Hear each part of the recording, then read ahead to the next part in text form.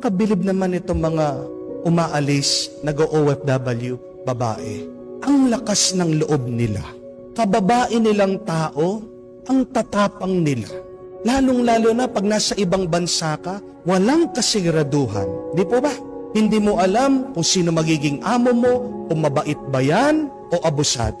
Hindi mo rin alam kung ano mangyayari sa'yo doon. Baka lokohin ka, baka kidnapin ka, baka i-rape ka.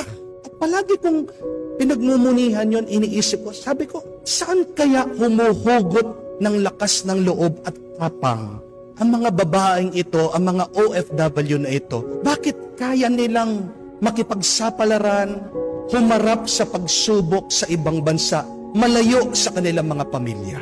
And it is there that I consider deep faith and love. Ayun yung nagiging susi para mahawi, maisantabi at mawala yung takot